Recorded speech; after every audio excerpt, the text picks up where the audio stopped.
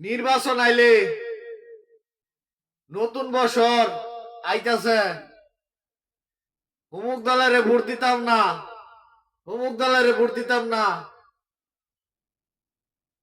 বাংলাদেশের মধ্যে একটা দলই আছে অনেক, আর কোনো বাহি দল নাই, কোনো হেডাম চলতো না।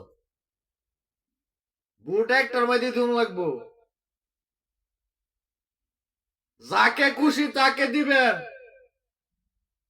আমার হাতকে আপনি শক্তিশালী করবেন। আপনাদের মাঝে যেন আমি কাজ করে যাইতে পারি। কে বক্তব্যটা দিছিল আমার কমেন্ট বক্সে জানাইবেন। যে দেশকে ভালোবাসে, দেশের মানুষকে ভালোবাসে, সেই এই ভোটটা পাবে।